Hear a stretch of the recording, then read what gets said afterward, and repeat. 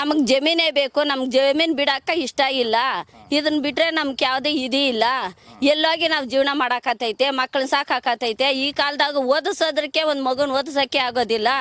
ನಾವು ಇನ್ನು ಏನು ಮಾಡೋಣ, ಕೂಲಿ ಮಾಡಿದ್ರೆ ಉಂಟು, ಇಲ್ದಿದ್ರೆ ಇಲ್ಲ. ಇರೋದು ಇಷ್ಟ ಆಗಲ್ಲ, ಗಂಜಿ ಕುಡ್ಕೊಂಡು ಜೀವನ ಮಾಡ್ತಾ ಇದ್ದೀರಿ.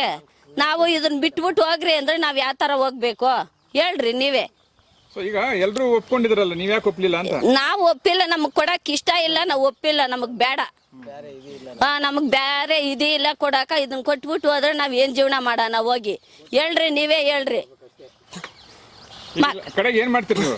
ಕೊಡಕ್ಕೆ ಇಷ್ಟ ಇಲ್ಲ ನಮಕ, ನಮ್ ಜಮೀನ್ ನಮಗ್ ಬೇಕು. ನಮಸ್ತೆ, ನಿಮ್ಮ ಹೆಸರು? ನಮ್ಮ ಹೆಸರು ಅಭಿಲಾಷ್ ಅಂತ. ಏನ್ ಮಾಡ್ತಾ ಇದ್ದೀರಾ? MBA ಮಾಡ್ತಾ ಇದ್ದೀವಿ. ಸೊ ನಿಮ್ದು ಯಾವರು? ಇಂಡ್ಲವಾಡಿ. ಇಂಡ್ಲವಾಡಿ ಯಾವ ತಾಲೂಕದು?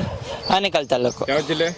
ಬೆಂಗಳೂರು. ಸೊ ನಿನ್ನೆ ಇದು ಕ್ರಿಕೆಟ್ಗೆ ಒಂದು ಕ್ರೀಡಾಂಗಣ ಸಂಸ್ಥಾಪಕ ಇಲ್ಲಿ ಪ್ರತಿಷ್ಠಾಪನೆ ಆಯ್ತು. ಆಯ್ತು. ಸೊ ಇದರಲ್ಲಿ ನಿಮ್ ಜಮೀನ್ ಇದೆಯಾ? ಹೌದು ಇದೆ. ಸೊ ಇದು ನೀವೆಲ್ಲ ಸಮಾಧಾನವಾಗಿ ಜಮೀನ್ ಕೊಟ್ಟಿದ್ದೀರಾ ಅಥವಾ ಏನಾದ್ರು ಕೊಡ್ಲಿಲ್ವಾ? ಇಲ್ಲ ಇನ್ನ ನಮ್ಮ ಹತ್ರ ಯಾರು ಬಂದಿಲ್ಲ, ಕೇಳು ಇಲ್ಲ ನಮ್ಮನ್ನ. ಅವರು ಮೊನ್ನೆ ಮಾತ್ರ ಬಂದು ಇಲ್ಲಿ ಒಂದ್ ಸ್ವಲ್ಪ ಸೈಡಲ್ಲಿ ಪೆಂಡಲ್ ಹಾಕಿ ಎಲ್ಲ ಇದು ಮಾಡಿದ್ದಾರೆ.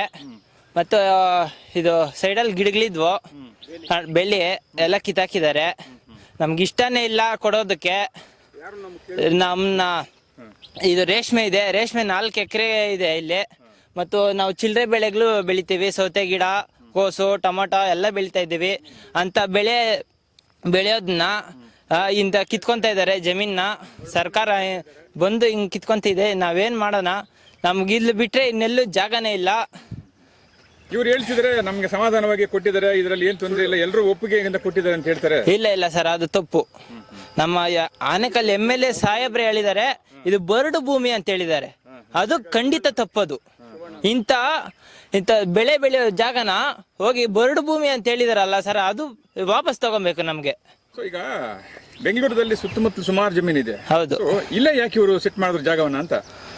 ಸರ್ ಅದು ಇಲ್ಲಿ ಒಂದ್ ಸ್ವಲ್ಪ ಗೋಮಾಳ ಸಿಗುತ್ತೆ, ಅದರಿಂದ ಅವ್ರಿಗೂ ಈ ಲ್ಯಾಂಡ್ ಬೇಕು ಅಂತ ತಗೊಂಡಿದ್ದಾರೆ. ಸೊ ಇದರಲ್ಲಿ ಈಗ ಎಷ್ಟು ಜನರಿಗೆ ಒಪ್ಪಿಗೆ ಇದೆ, ಎಷ್ಟು ಜನರಿಗೆ ಒಪ್ಪಿಗೆ ಇಲ್ಲ?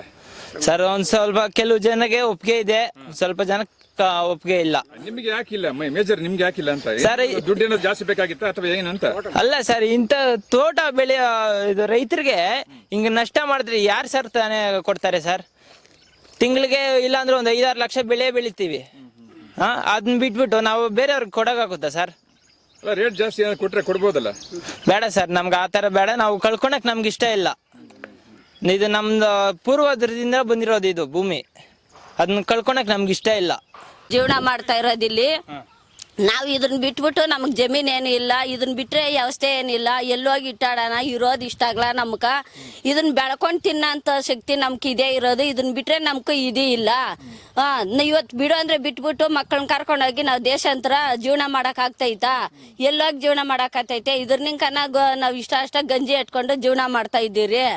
ನೀವು ಬಿಡ್ರಿ ಅಂದ್ರೆ ನಾವ್ ಯಾವ ತರ ಬಿಡ್ಬೇಕು? ಎಲ್ಲ ನನ್ನ ಪ್ರೀತಿಯ ಕನ್ನಡಾಭಿಮಾನಿಗಳಿಗೆ, ಕಲಾಭಿಮಾನಿಗಳಿಗೆ ನಿಮ್ಮ ಪ್ರೀತಿಯ ಶಿವಾರ ಉಮೇಶ್ ಮಾಡೋ ನಮಸ್ಕಾರಗಳು. ಕೋಲಾರದ ಸಮಸ್ತ ಬಂಧುಗಳು, ಕರ್ನಾಟಕದ ಎಲ್ಲ ಕಲಾಭಿಮಾನಿಗಳು, ಕನ್ನಡಾಭಿಮಾನಿಗಳು ಈ ಐಡಿಯಾ ನ್ಯೂಸ್ ಚಾನಲ್ನ ಸಬ್ಸ್ಕ್ರೈಬ್ ಮಾಡ್ಕೊಳ್ಳಿ, ಬೆಂಬಲಿಸಿ, ಆಶೀರ್ವದಿಸಿ, ಆನಂದಿಸಿ, ವಿವೇಚಿಸಿ, ವಿಚಾರಿಸಿ. ಐಡಿಯಾ ನ್ಯೂಸ್ ಚಾನಲ್ಗೆ ತಾವೆಲ್ಲರೂ ಕೂಡ ಚಂದರ್ರಾಜ್. ಧನ್ಯವಾದಗಳು.